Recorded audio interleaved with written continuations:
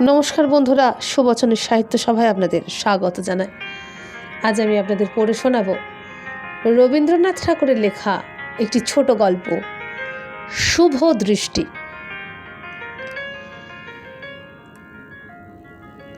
কান্তিচন্দ্রের বয়স অল্প, তথাপি স্ত্রী বিয়োগের পর দ্বিতীয় স্ত্রীর অনুসন্ধানে ক্ষান্ত থাকিয়া পশু পক্ষী শিকারে মনোনিবেশ করিয়াছেন।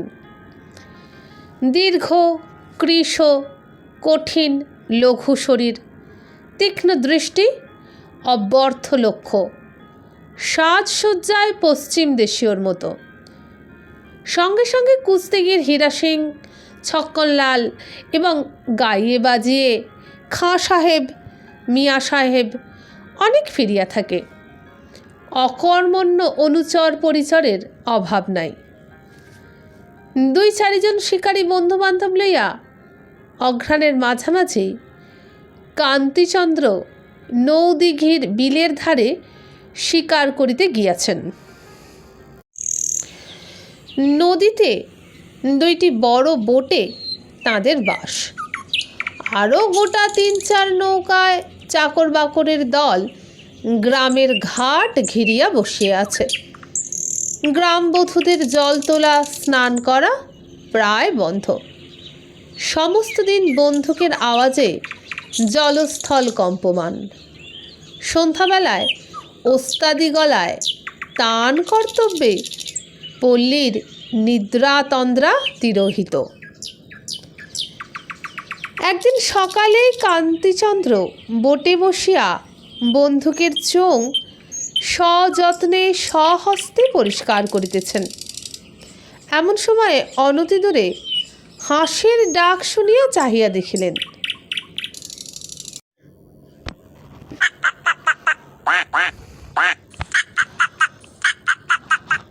দেখিলেন একটি বালিকা 2 হাতে 2টি তরুণ হাঁস বক্ষে চাপিয়া ধরিয়া ঘাটে আনিয়াছে। নদীটি ছোট, প্রায় স্রোতহীন, নানা জাতীয় শৈবালে ভরা। বালিকা হাঁস 2টিকে জলে ছাড়িয়া দিয়া একেবারে আয়ত্তের বাহিরে না যায় এমনিভাবে ত্রস্ত সতর্ক স্নেহে তাহাদের আগলাইবার চেষ্টা করিতেছে। এইটুকু বুঝা গেল, অন্যদিন সে তাহার হাঁস জলে ছাড়িয়া দিয়া চলিয়া যাইত, কিন্তু সম্প্রতি শিকারীর ভয়ে নিশ্চিন্ত চিত্তে রাখিয়া যাইতে পারিতেছে না। মেয়েটির সৌন্দর্য অত্যন্ত নবীন, যেন বিশ্বকর্মা তাহাকে সদ্য নির্মাণ করিয়া ছাড়িয়া দিয়াছেন। বয়স ঠিক করা শক্ত, শরীরটি বিকশিত, কিন্তু মুখটি এমন কাঁচা যে সংসার কোথাও যেন তাহাকে লেশ মাত্র স্পর্শ করে নাই। সে যে যৌবনে পা ফেলিয়াছে, এখনো নিজের কাছে সে খবরটি তাহার পৌঁছে নাই। কান্তিচন্দ্র ক্ষণকালের জন্য বন্দুক সাপ করায় ঢিল দিলেন। তাহার চমক লাগিয়া গেল। এমন জায়গায় এমন মুখ দেখিবেন বলিয়া কখনো আশা করে নাই। অথচ রাজার অন্তঃপুরের চেয়ে এই জায়গাতেই এই মুখখানি মানাইয়াছিল। সোনার ফুলদানির চেয়ে গাছেই ফুলকে সাজে। সেদিন শরতের শিশিরে এবং প্রভাতের রৌদ্রে নদী তীরের বিকশিত কাশবনটি ঝলমল করিতেছিল। তাহারই মধ্যে সেই সরল নবীন মুখখানি কান্তিচন্দ্রের মুগ্ধ চক্ষে আশ্বিনের আসন্ন আগমনীর একটি আনন্দ ছবি আঁকিয়া দিল। মন্দাকিনী তীরে তরুণ পার্বতী কখনো কখনো এমন হংস শিশু বক্ষে লইয়া আসিতেন। কালিদাস সে কথা লিখিতে ভুলিয়াছেন।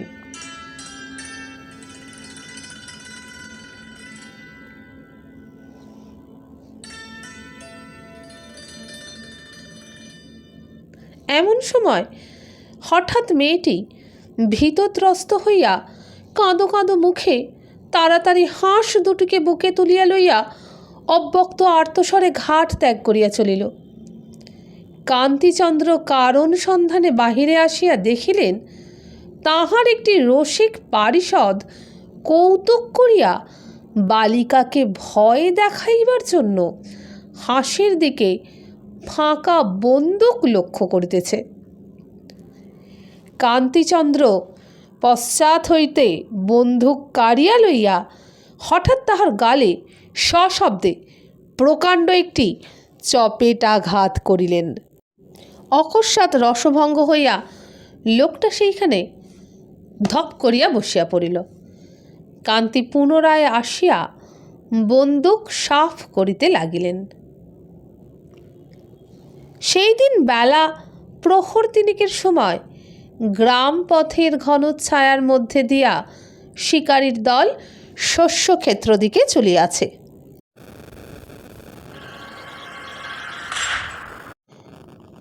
তাহাদের মধ্যে একজন বন্দুকের আওয়াজ করিল।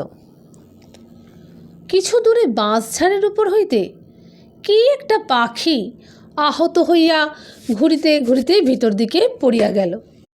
কৌতূহলী কান্তিচন্দ্র পাখির সন্ধানে ঝোপঝাড় ভেদ করিয়া ভিতরে গিয়া দেখিলেন একটি সচ্ছল গৃহস্থ ঘর।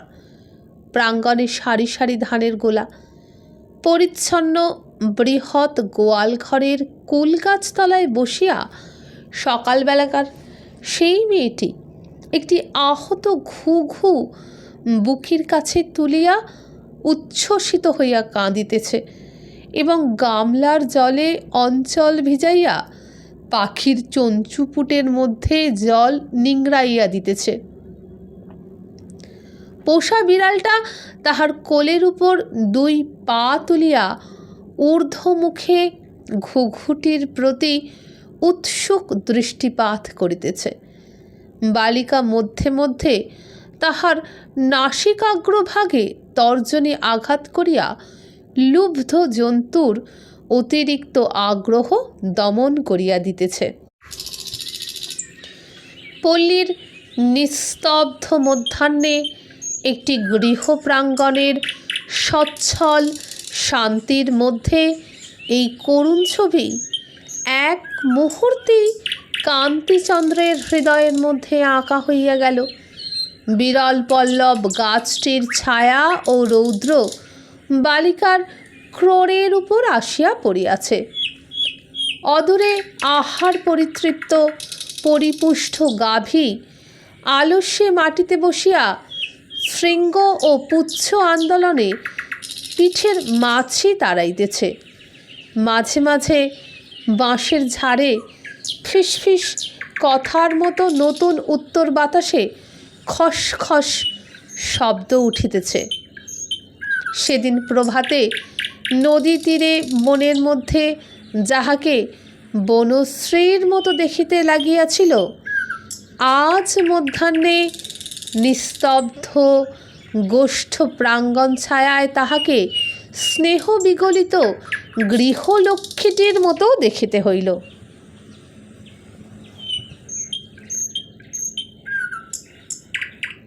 কান্তিচন্দ্র বন্দুক হস্তে হঠাৎ এই ব্যথিত বালিকার সম্মুখে আসিয়া অত্যন্ত কুণ্ঠিত হইয়া পড়িলেন। মনে হইল যেন বামাল শুদ্ধ চোর ধরা পড়িয়াছে। পাখিটি যে আমার গুলিতে আহত হয় নাই, কোনো প্রকারে এই কৈফিয়তটুকু দিতে ইচ্ছা হইল। কেমন করিয়া কথাটা পারিবেন ভাবিতেছেন, এমন সময়ে কুটির হইতে কে ডাকিল, সুধা! বালিকা যেন চমকিয়া উঠিল, আবার ডাক পড়িল, সুধা! তখন সে তাড়াতাড়ি পাখিটি লইয়া কুটির মুখে চলিয়া গেল। কান্তিচন্দ্র ভাবিলেন, নামটি উপযুক্ত বটে, সুধা। কান্তি তখন দলের লোকের হাতে বন্দুক রাখিয়া সদর পথ দিয়া সেই কুঠিরের দ্বারে আসিয়া উপস্থিত হইলেন। দেখিলেন একটি প্রৌঢ়বয়স্ক মুণ্ডিত মুখ শান্তমূর্তি ব্রাহ্মণ দাওয়ায় বসিয়া হরিভক্তিবিলাস পাঠ করিতেছেন। ভক্তিমণ্ডিত তাহার মুখের সুগভীর স্নিগ্ধ প্রশান্ত ভাবের সহিত কান্তিচন্দ্র সেই বালিকার দয়াদ্র মুখের সাদৃশ্য অনুভব করিলেন। কান্তি তাহাকে নমস্কার করিয়া কহিলেন, তৃষ্ণা পাইয়াছে ঠাকুর, এক ঘটি জল পাইতে পারি কি? ব্রাহ্মণ তাড়াতাড়ি তাহাকে অভ্যর্থনা করিয়া বসাইলেন এবং ভিতর হইতে পিতলের রেকাবিতে কয়েকটি বাতাসা ও কাঁসার ঘটিতে জল লইয়া স্বহস্তে অতিথির সম্মুখে রাখিলেন। কান্তি জল খাইলে পর ব্রাহ্মণ তাহার পরিচয় লইলেন। কান্তি পরিচয় দিয়া কহিলেন, ঠাকুর, আপনার যদি কোনো উপকার করিতে পারিত কৃতার্থ হই। নবীন বাণিজ্যে কহিলেন, বাবা, আমার আর কি উপকার করিবে? তবে সুধা বলিয়া আমার একটি কন্যা আছে, তাহার বয়স হইতে চলিল, তাহাকে একটি সৎপাত্রে দান করিতে পারিলেই সংসারের ঋণ হইতে মুক্তি লাভ করি।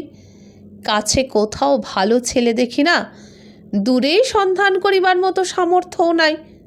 ঘরে গোপীনাথের বিগ্রহ আছে, তাহাকে ফেলিয়া কোথাও যায় নাই। কান্তি কহিলেন, আপনি নৌকায় আমার সহিত সাক্ষাৎ করিলে পাত্র সম্বন্ধে আলোচনা করিব। এদিকে কান্তির প্রেরিত চরগণ বন্দ্যোপাধ্যায় কন্যা সুধার কথা যাহাকেই জিজ্ঞাসা করিল, সকলেই এক বাক্যে কহিল, এমন লক্ষ্মী স্বভাবা কন্যা আর হয় না। পরদিন নবীন বোটে উপস্থিত হইলে কান্তি তাহাকে ভূমিষ্ঠ হইয়া প্রণাম করিলেন এবং জানাইলেন তিনি ব্রাহ্মণের কন্যাকে বিবাহ করিতে ইচ্ছুক আছেন। ব্রাহ্মণ এই অভাবনীয় সৌভাগ্যে রুদ্ধ কণ্ঠে কিছুক্ষণ কথাই কহিতে পারিলেন না। মনে করিলেন কিছু একটা ভ্রম হইয়াছে। বলিলেন, আমার কন্যাকে তুমি বিবাহ করিবে? নবীন আবার জিজ্ঞাসা করিলেন, সুধাকে? কান্তিচন্দ্র দুইবারই বলিলেন, হ্যাঁ।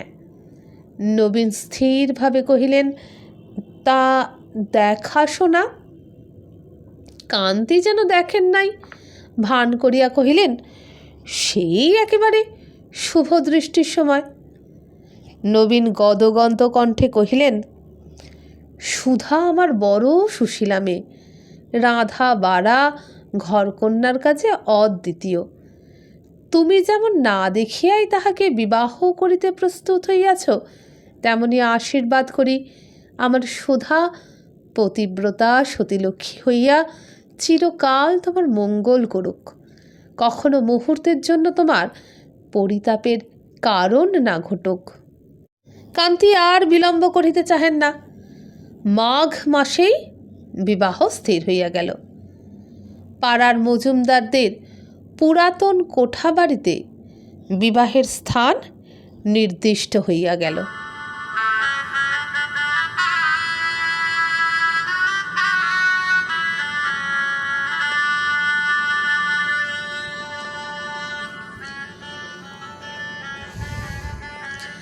বর হাতি চড়িয়া মশাল জ্বালাইয়া বাজনা বাজাইয়া যথাসময়ে আসিয়া উপস্থিত।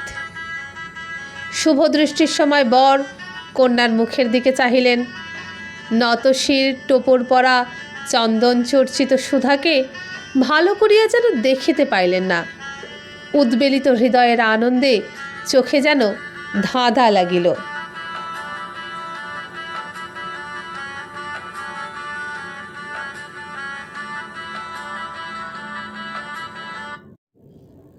বাসর ঘরে পাড়ার সরকারি ঠান দিদি যখন বরকে দিয়া জোর করিয়া মেয়ের ঘোমটা খোলাইয়া দিলেন, তখন হঠাৎ কান্তি চমকিয়া উঠিলেন। এ তো সেই মেয়ে নয়। হঠাৎ বুকের কাছ হইতে একটা কালো বজ্র উঠিয়া তাহার মস্তিষ্ককে যেন আঘাত করিল। মুহূর্তে বাসর ঘরের সমস্ত প্রদীপ যেন অন্ধকার হইয়া গেল এবং সেই অন্ধকার প্লাবনে নববধূর মুখখানিকেও যেন কালিমা লিপ্ত করিয়া দিল।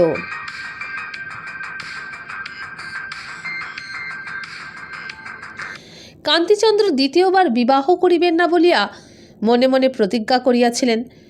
সেই প্রতিজ্ঞা কি এমনই একটা অদ্ভুত পরিহাসে অদৃষ্ট তুড়ি দিয়া ভাঙিয়া দিল?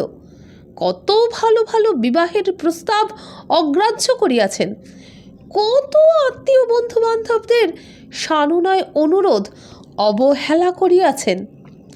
উচ্চ কুটুম্বিতার আকর্ষণ, অর্থের প্রলোভন, রূপখ্যাতির মোহ সমস্ত কাটাইয়া অবশেষে কোন এক অজ্ঞাত পল্লীগ্রামে বিলের ধারে এক অজ্ঞাত দরিদ্রের ঘরে এত বড় বিড়ম্বনা!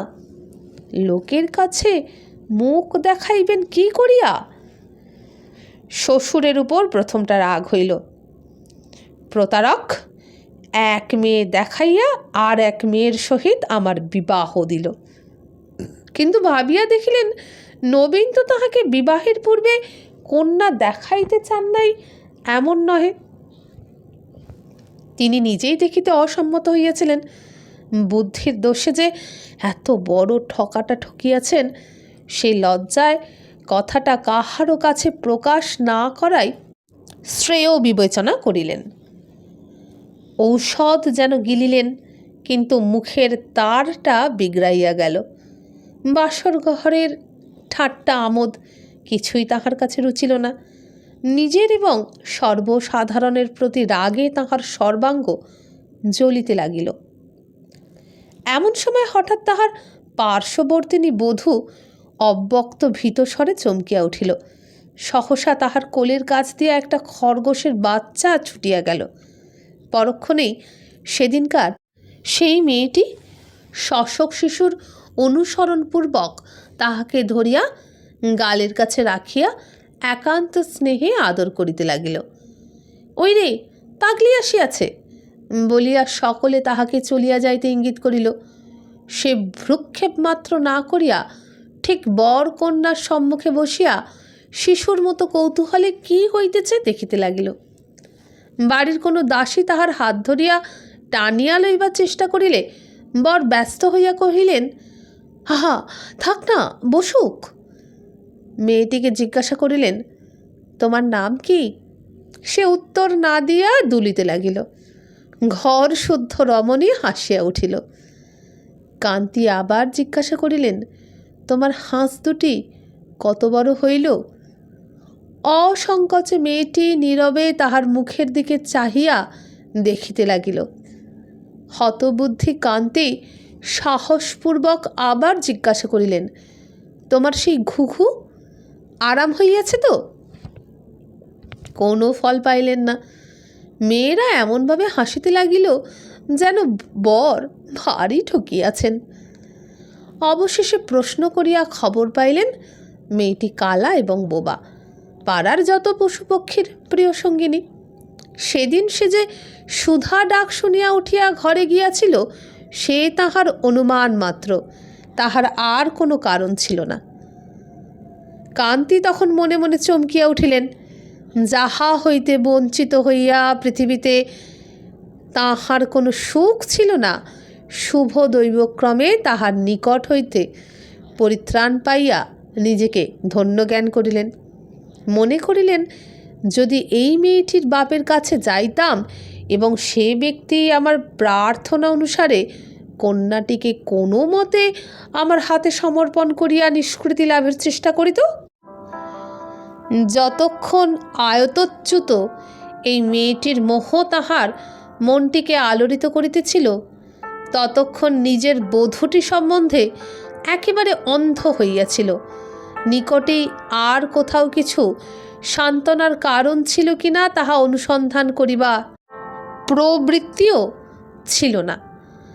যেই শুনিলেন মেয়েটি বোবা ও কালা, অমনি সমস্ত জগতের উপর হইতে একটা কালো পর্দা ছিন্ন হইয়া পড়িয়া গেল। দূরের আশা, দূর হইতে নিকটের জিনিসগুলি প্রত্যক্ষ হইয়া উঠিল। সুগভীর পরিত্রাণের নিঃশ্বাস ফেলিয়া কান্তি লজ্জাবনত বধূর মুখের দিকে কোনো এক সুযোগে চাহিয়া দেখিলেন। এতক্ষণে যথার্থ শুভদৃষ্টি হইল। চর্মচক্ষুর অন্তরালবর্তী মনোনেত্রের উপর হইতে সমস্ত বাধা খসিয়া পড়িল। হৃদয় হইতে এবং প্রদীপ হইতে সমস্ত আলোক বিচ্ছুরিত হইয়া একটি মাত্র কোমল সুকুমার মুখের উপরে প্রতিফলিত হইল। কান্তি দেখিলেন একটি স্নিগ্ধশ্রী, একটি শান্ত লাবণ্যে মুখখানি মণ্ডিত। বুঝিলেন নবীনের আশীর্বাদ সার্থক হইবে। বন্ধুরা, এখানেই শেষ হয়ে গেল রবীন্দ্রনাথ ঠাকুরের লেখা গল্প শুভদৃষ্টি। ফেব্রুয়ারি মাস চলছে, নানা স্বাদের প্রেমের গল্প এই মাস জুড়ে গোটাটা শুনুন সেগুলো। আর যদি আরও এরকম গল্প শুনতে চান তাহলে এই ভিডিওর নিচে যে বারে আমার চ্যানেলের নাম দেওয়া আছে সেখানে ক্লিক করুন। ক্লিক করলে খুলে যাবে চ্যানেলের হোম পেজ।